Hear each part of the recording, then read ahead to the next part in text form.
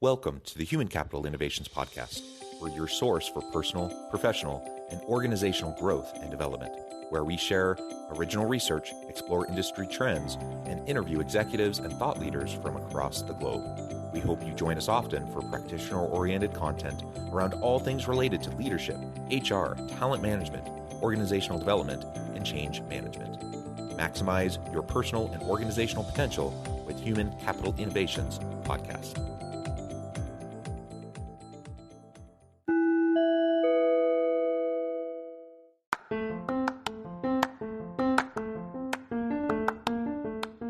Do you enjoy the Human Capital Innovations Podcast? Enjoy ad-free listening by going to the Patreon page, and please consider contributing even at the producer or sponsorship level. And please leave a review. Thank you for your support.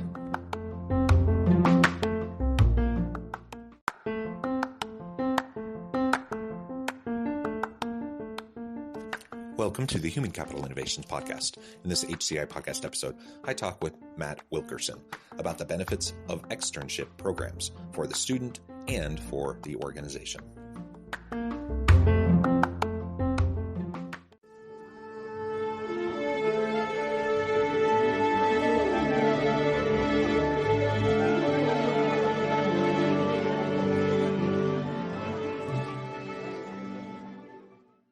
Matt Wilkerson, welcome to the Human Capital Innovations Podcast. Thanks for having me, John. It is a pleasure to be with you. You're joining us from New York. I'm south of Salt Lake City in Utah. And today we're going to be talking about the benefits of externship programs for the student and for organizations alike. I'm super excited to talk about this. I think especially amidst the current labor market and the need to reskill and upskill the workforce and to attract and retain really great talent. I think the ability to utilize externship programs can be a really important strategic piece of an organization's overall staffing and talent acquisition strategy. So I think this will be a really fun conversation. As we get started, I wanted to share Matt's bio with everybody. Matt Wilkerson is the co-founder and CEO of Paragon One, which scales real work and experiential learning between companies, schools, and students. The company's flagship product, remote externships, are an alternative to internships that provide students with more access, flexibility, and credentialing opportunities so that they can build their resume while developing fundamental skills that employers seek. Matt holds both a BS degree in computer science and engineering and a BS in management science from MIT. Again, a pleasure to have you. Anything else you would like to share with me or my listeners by way of your background or personal context before we dive on in? No, that's great. Just, engineer by training, worked in financial services and VC right out of school, and was an entrepreneur before this in e-commerce, before starting Paragon One. Wonderful. And why don't we start there? Why don't you tell us a little bit about the background behind Paragon One, how that came about, the mission, why you started the company, and then we can go from there. Paragon One's mission has been to help organizations expand economic opportunity. And we're doing that through real work educational experiences. So what we've done is developed a tech platform that helps Fortune 1000 teams launch essentially live student education programs. They're fully remote, and they're all around a real work experience. We call them remote externships, which kind of sounds like an internship, but as we'll kind of get into, it's quite different. And what it allows companies to do is have their employees engage with large cohorts of students. So you might be 30 or 50 students around a real work project, and they'll do that in a very efficient and scalable manner. We like to say we only need maybe 30 minutes to an hour of employee time to support a cohort of 50 students. And what we're envisioning is, in a decade, a world where student ambition, no matter where you come from, is matched with incredible opportunity. So no matter your background, your education, your network, we all know that internships are kind of this must-have if you want to have a real opportunity upon leaving school. But it's interesting, if you look at Fortune 1000 internship programs, they usually have an 80 to 90% conversion rate to full-time hire. That's the expectation when they launch these programs. And that's because they're actually a very heavy lift on HR, but also on the teams that support students. So they really want to be sure when they bring an intern in that they're going to turn it into a full-time hire, hopefully. And that means that when they're recruiting for those interns, they're basically recruiting for full-time hire. They want to see everyone buttoned up, kind of ready for prime time. The problem, if you've remember being a student, is that you don't always have it figured out what you want to do. And you have a limited amount of time to get to that kind of junior year internship that usually leads to the full-time hire. And so if you don't already have an impressive resume, or maybe you don't go to a certain school, or maybe you're still exploring a career, or you're a first generation student whose parents didn't tell you to start the race really early, this becomes a big problem. And it's an even bigger problem if you're an underserved or underrepresented student. And so it all comes down really to ROI for companies, or the perceived ROI. And just kind of a quick story about that. When I was a banking analyst early in my career, I developed tendinitis in my hands. So I couldn't type for a while. And my job at that point was just to sit behind the interns who, were kind of green, lost, needed a lot of help. And I mentored them. I coached them on financial analysis, how to do PowerPoint, how to do spreadsheets. And all of those interns got offers at the end of the summer to come back into the team I was at with Morgan Stanley because they had all this great training and support. But there's not usually some worker sitting around with nothing else to do to just train the interns or train the first year students. And so that reality that employee time is very, very valuable. People are busy. That keeps a lot of these opportunities from students at the end of the day. So what we wanted to build with Paragon One was a solution that did a couple of big things. We wanted to provide a real work experience to students who may also still be exploring what they want to do. We also wanted to give companies the chance to give these experiences to students, but without taking up a lot of their team's time. And so we made it turnkey, and happy to talk more about that.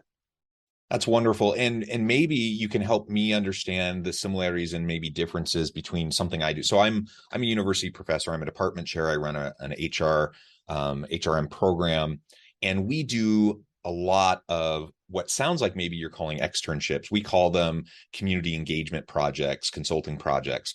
So pretty much every course that the student goes through, they're going to work in teams as students, and they're going to work with an organization, with a company, on a real world issue that company's facing. So it's not an internship. It's more like collectively the team might put 100 hours in to this project over the course of a semester. So it's good real world learning opportunity and experience, not the same as an internship, but it's that experiential learning component. Is that consistent with what you're describing? That's a big inspiration here. We looked at some of the well-tested models in cohort-based education and learning, and exactly what you're describing. Some people might call them case study programs, capstone projects, where it's still classroom-based, right? You still, in this case, you might be guiding the students on how they should be thinking about the work, how they should be developing the skill set. The company is involved, but they might show up on certain occasions. And so in our case, you can kind of think of replacing a professor's lecture with the company. So they'll come in and have periodic webinars with a cohort of students and talk about strategy of the company, the importance of the work, how they're going to use it.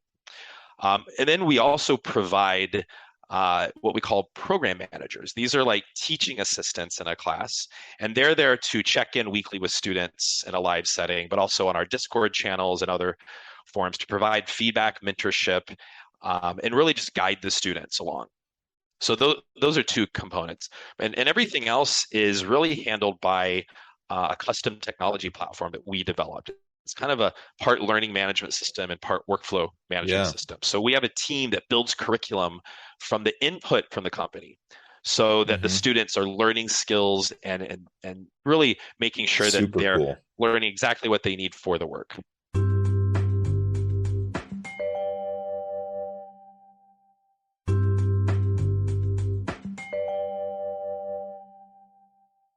Yeah, that's super cool. Because from the faculty side, when I'm helping to facilitate, I'm working to line up projects. That takes a lot of legwork, reaching out to companies, trying to line up projects. And it's also, just a lot of work on my end to make sure that I'm facilitating the projects, making sure they're high quality, so that the students who are representing me and the business school and the university are, representing us well. And then just trying to stay up to date on the rapid pace of change in industry to make sure that I'm staying relevant with what the companies actually need. That's a heavy lift for faculty.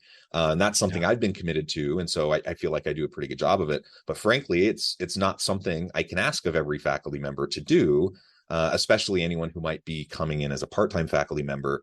And so this sounds really cool because you're constantly getting that input from the organization, where they're really co-educators in the whole process, and they're making sure that in real time they're training and teaching students on what needs to be happening for their organization. So that sounds really cool because you're staying up to date with the current trends, the current needs of the organization in real time.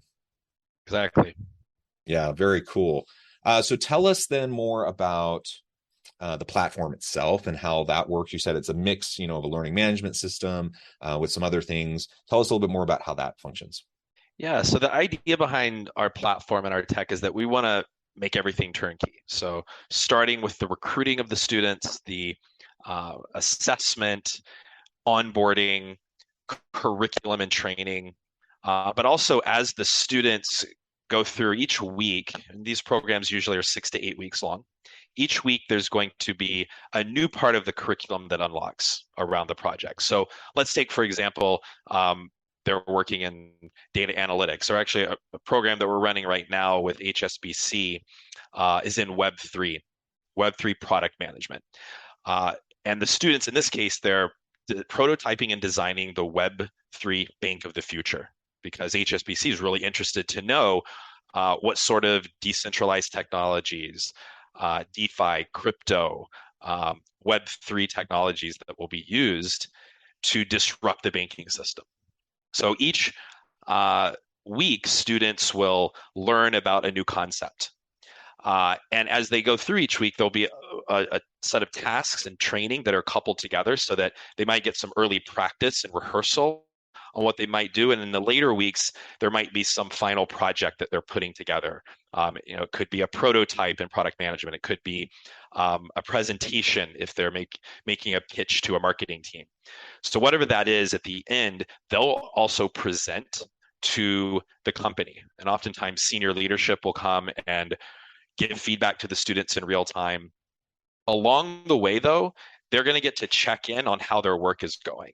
So it's kind of like having this trainer in your corner, giving you feedback on the work, helping you refine it. So when you do present it to the company, if you've never done this before, it can be intimidating, some of these functions, but you'll have that insight from someone who's supporting you. Yeah, super cool. And I my head is spinning. And after the interview, offline, I just want to talk to you about, possible ways to partner, here at my university, because everything you're describing is exactly in line with what our aims and goals are and what we're trying to accomplish. We're just doing it sounds like, in a more complicated, time-consuming way that maybe we can streamline. And so that sounds fantastic. So we'll have that conversation. Tell us a little bit now. I know you have a collaboration with HP Tech Ventures. Tell us a little bit more about that, and then maybe some of the other companies you're currently working with. Sure. So HP Tech Ventures is the corporate venture capital arm of HP. And over the last 18 months, we've worked with close to 500 students on basically learning how to be a venture capitalist. So these students are coming in and researching industries, researching sectors, and promising startups that have really transformative technologies, and kind of doing the work that you would if you were a venture capital associate coming in and sourcing deals. And so we'll train them on how to identify promising startups, how to analyze industries, and they're constantly pitching startups to the managing directors and partners at HP Tech Ventures. And we've even had some students identify startups that HP has started going down the due diligence process with. So the HP team has found it really beneficial for their own insights, but also for the students. They're able to reach a pretty geographically diverse population. Yeah, and you've mentioned that previously. I just want to put a fine point on that because it really is one of the huge benefits of this externship approach. Is the remote externships allow you're not limited to one geographic location, and you're not limited to those people that disproportionately come from upper middle class, well-off families. And can we reach the marginalized, disadvantaged, or underprivileged populations and give them opportunities as well? So it's really an economic mobility kind of a tool and strategy that we're really helping to level the playing field and give everyone a real chance to develop the skills that organizations need so that they're ready to go and make a contribution, make a difference. And that's clearly a win for organizations. They say that constantly. I know here at our university that we try to have those constant conversations with industry. We have industry advisory boards for each of our programs. We're constantly doing these projects. We're constantly trying to make sure that we're preparing students that have relevant skills to go out into the workforce and make an immediate contribution. And even with all of those efforts, we still feel like we're constantly trying to get that input, constantly trying to update our curriculum, constantly trying to do those things to provide our students with the opportunities that they need. And so what you're describing is really the great equalizer in my mind, that now you're giving students the way to tap into deep learning almost universally, right? So that we're not pegging it and limiting it to the privileged few, but now we're giving this opportunity to a lot of students, a lot of people that can now go make a difference. That's better for society as a whole. That's better for organizations that need to reskill and upskill their employment pool and their talent, their staffing. And just a win all the way around. So I think that's fantastic. Exactly. And what we're finding is a lot of the enterprise Fortune 1000 companies that work with us, many of them are using externships really as to signal their commitment to career development and education of Gen Z, and to signal a commitment to real diversity, equity, and inclusion impact, where you're actually changing a student's life, right? If a student now gets an opportunity from Pfizer, from Meta, from HSBC on their resume, that opens up doors, right? Whether or not the student goes and works with that company, that opens up doors for the students. Now, why is that important for a company to kind of invest in talent they're not 100% sure that they want to bring on board, like with their internship program? Well, what we're finding is that a lot of companies are leading from kind of this corporate social responsibility mindset around, how do I elevate my employer brand with Gen Z? How do I show that signal of commitment? And it shows up in a lot of different ways for the employers. It's a benefit to just their outside brand with shareholders, with potential candidates, but also internally with employees, because they're giving their employees now a chance not just to do traditional volunteering on a one-to-one basis, but to volunteer their time for impact, right? If you spend an hour with 30 to 50 students that you didn't have to prep all those lesson plans for necessarily, right? That's an incredibly efficient use of employees' time. And the employees, we find, they love it because they see the impact that they have, that they're not just giving some mentorship over an hour, they're actually transforming how a student perceives an industry. They're helping them actually complete real work. And that's I think the big piece that ties this all together, is that employee engagement. And over time, our belief is that this cohort-based model around real work will lead companies to this more innovative way of attracting talent, to engaging that talent, and ultimately assessing that talent on that work that doesn't involve the traditional resume screening necessarily, where we talked about all those, there's obviously things around bias, around just not seeing what someone's capability is that doesn't come through on that little piece of paper.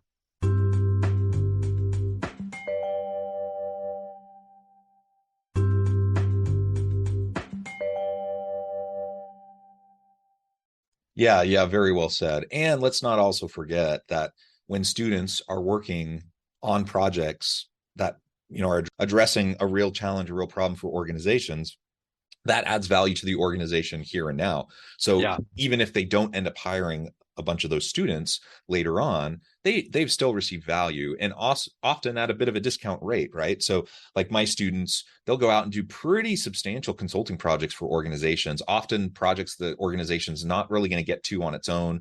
We're offering it for free. Often these projects are valued at 20, 30 grand, and we're doing it for free because we know they're putting in their time to help our students. And it's a win-win, even without the students getting paid. And so organizations are getting that value immediately, hopefully, if it's designed well. And then, of course, then they have the pipeline, the diversity, equity, inclusion pieces, the social impact pieces that you've been talking about, all of which will be a good win for the employee experience, the employee branding for the organization. Wonderful, wonderful. Exactly. So tell us a little bit more then, maybe in our final few minutes, about the successes you've had so far. Yeah. Oh, I also do want to hear if there's other, companies that you want to mention that you're working with. But what have successes looked like so far at Paragon One, and where do you see yourself going in the next several years? Sure. Well, I'll start off with a couple of the biggest metrics that we track. The first is the success of our externs. Like, where do they get jobs afterwards? Did the externship help them land that job?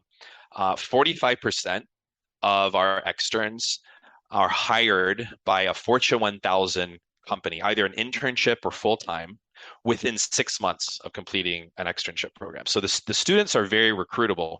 And we've polled them. We've said, hey, did the externship help you?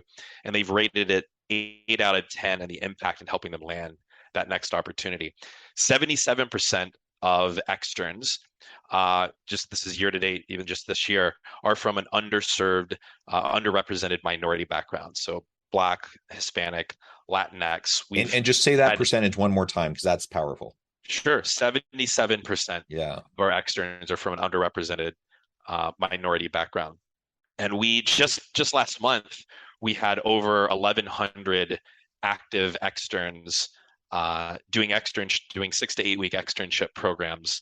And we've got some companies this year that will serve themselves over 1,000 students through their brand on externships. And so some of the companies that we're working with, PwC, Meta, National Geographic, Pfizer, the Nature Conservancy. This year I mentioned HP Tech Ventures. This year we launched programs with Cargill, HSBC, Beats by Dre, and then we're actually about to announce a program we're launching later this fall with Home Depot. 100% of our enterprise customers last year have renewed or expanded with us. This year, all of them have made hires from the externship pool. And we also, of course, track, a couple other stats on the DEI side. Close to 60% of our externs have been women, and 15% identify as LGBTQ. We also track the satisfaction of our students. So we track what's called the Net Promoter Score. And so it generally asks, okay, would you recommend the externship to a friend? And we rank 70. 70 is usually, if you're above 50, it's considered excellent. So our NPS score with students is over 70.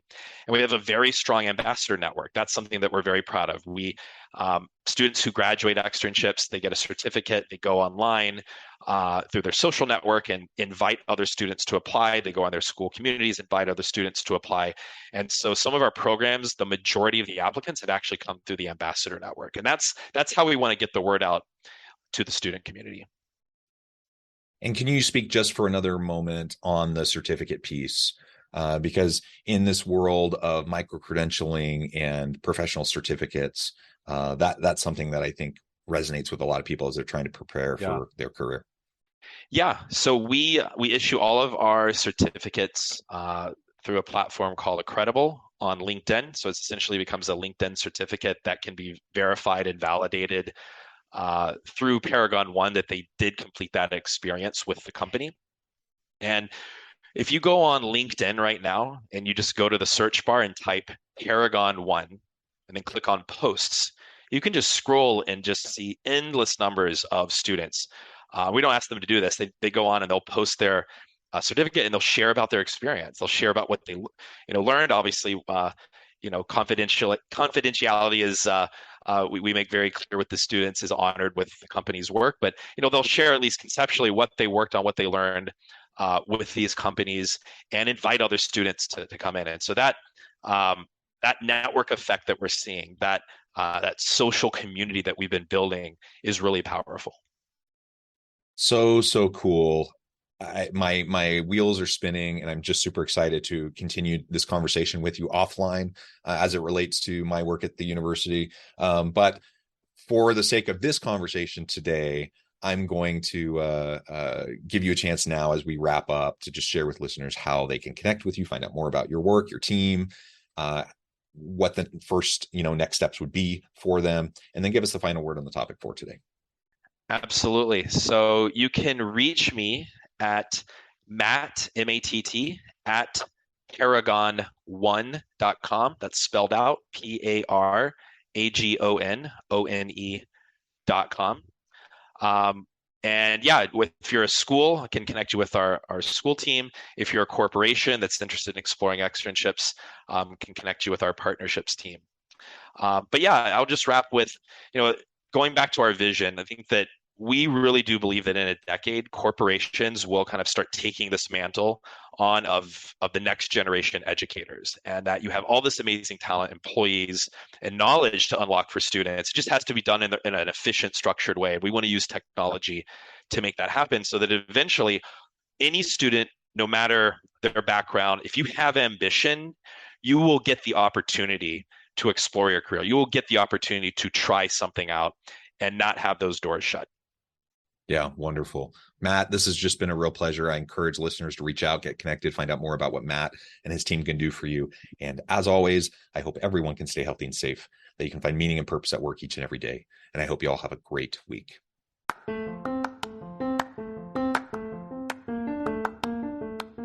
you enjoy the Human Capital Innovations podcast? Enjoy ad-free listening by going to the Patreon page. And please consider contributing even at the producer or sponsorship level. And please leave a review. Thank you for your support.